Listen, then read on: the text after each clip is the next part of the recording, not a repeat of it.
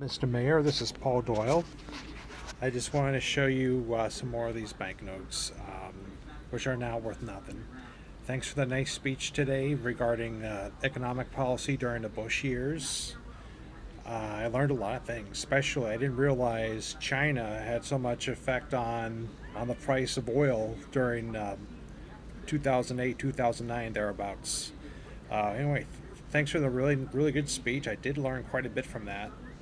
Anyhow, let's take a look at some of these German notes. Now, these first few are from Imperial Germany toward the end. This is just before World War One. These are dated 1910. There's 100 mark notes. Now, bear in mind, at this time, German coinage had gold coins for 10 marks and 20 marks. So even though those still have intrinsic value, these particular notes aren't really worth anything at all because there's nothing whatsoever backing them. That's also the back of the 100 mark note right there. It's a 20 mark.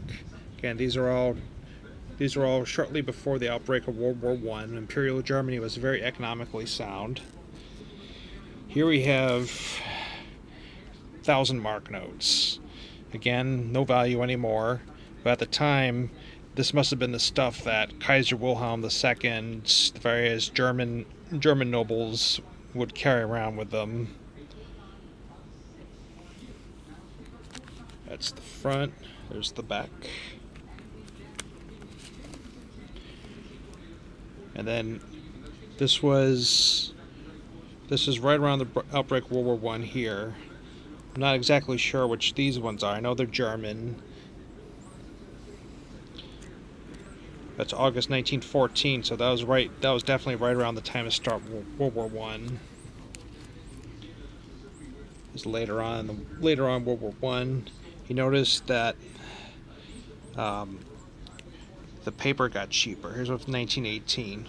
Of course, Germany's economy was ravaged by World War One, so they sued for peace. And then after Treaty of Versailles in 1919, they started what's known as the Weimar Republic. So this is around 1920, and at the time they were paying the reparations. As you can see, these banknotes were not terribly inflated. 1 mark, 2 mark, 5 marks.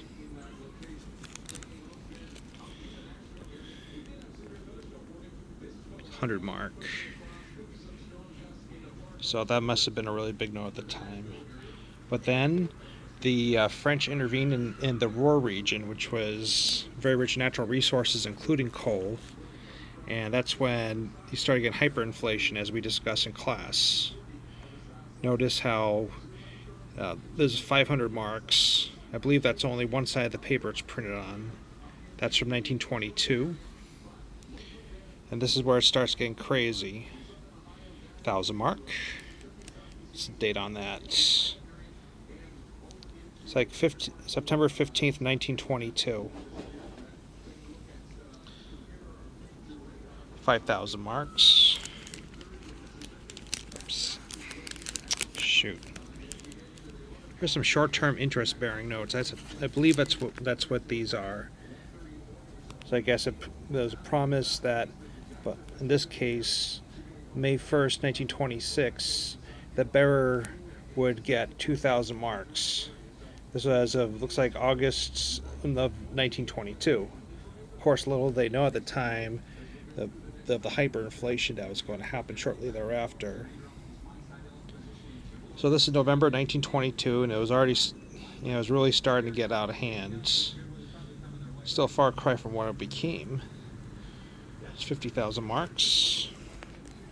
It's February 1923. This is 100,000 marks. This is back. Looks like that slipped. More interest-bearing notes, short-term, I believe. Now they're promising 2,000 marks by January 2nd, 1930. I'm not fluent in German, so I'm taking best educated guess. And look at this. This is promising 1,000,000 marks for See, again, I wish I understood German so I could translate all this. Some more of them.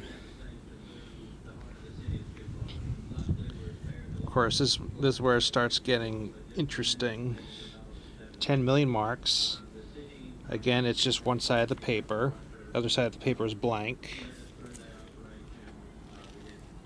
Is August 1923. I think that this was around the time when the French troops were occupying the Ruhr region of Germany, which again was loaded with coal, other natural resources, and Germany was already hugely strapped by the terms of the Treaty of Versailles. However, this just magnified it. I believe the French intervention also ended the alliance with Britain. Of course, that would change in the 1930s. Here we go. Here's a real doozy here. That right here, 10 milliard, which is 10 billion marks. Again, it's a simple pink sheet of paper. No illustrations or anything. It's just the text, the seal, nothing else. Again, by this time, German people had wheelbarrows full of marks that couldn't buy them diddly squat. Meanwhile, during this time, discontent among the Germans led to the issuance of what's called Nachgeld, which literally is not money. This was before the Ruhr crisis. Most of these are 1921, 1922. There are also various aluminum coins. I have some, but I don't have them on me at the moment, that were up to millions of marks. Some of these are very, very vivid. A lot of this is obviously protest. Again, I don't understand the German, but I'm guessing in this vivid one, it's the German people feel like they're being emasculated by the terms of the Treaty of Versailles. That's what I'm thinking that is. Also, as an artist and someone who appreciates art, I am drawn to this style. Some of these are downright cartoon style. This one right here is particularly interesting. Again, I don't really know what it says. It's 50 pfennig, so that's half a mark. And on the back, it shows two horses. Looks like they're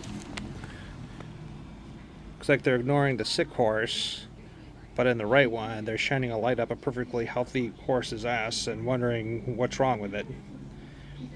Now, these knockout notes, by and large, they're more of a expression of anger, also basic, simple, artistic expression, rather than the token currency amount. I love this stuff because, again, it's just the art of it. You can see the anger really seeping through, the frustration of the German people in the 1920s. This was even before the Ruhr crisis, so bear that in mind. People were pissed off to begin with. Then the French intervention, and that really made things go on the fritz. Some of them are historical notes too, I believe. Anyhow, after the Ruhr crisis, I believe the Weimar Germany's currency was reformed. As you notice again, you have currency notes with more reasonable amounts. 10 marks, 20 marks, 50, 100. And there's one other thing. Oh, these, by the way, are Japanese occupation notes of various territories around 1941-42. These particular ones were the Dutch East Indies, which are now Indonesia. Anyhow, the last one I wanted to show was this one right here. Okay, these are, let's see. Notice right here, this one was Nazi Germany. So it's dated 1942. So it was when Nazi Germany's tides of war turned against them. in the wake of the uh, Russian fiasco. They should never ever invaded Russia. They didn't learn from Napoleon. I know having this plastic gun here kind of obscures some of the details. Finally, here at the bottom, this was an Allied occupation note issued by the United States. So, series 1944. So, this was before the end of the war. Obviously, it was after D-Day. I also have similar notes for France and all the other lands that were initially conquered by Nazi Germany, but then liberated by U.S. troops, British troops, French troops, so forth. So it just goes to show it. So this all just goes to show just how volatile the times were, and also it should be a warning lesson because these conditions caused by the Treaty of Versailles in 1919, and then totally aggravated by the French occupation of the Ruhr region, that helps set the stage for Nazi Germany to happen. Because in a less extreme environment, you would never ever have seen that happen. Okay, I hope you enjoyed this here. Again, I really enjoyed your presentation. And I will see you, looks like Wednesday, I guess. Okay, take care now. Have a good weekend.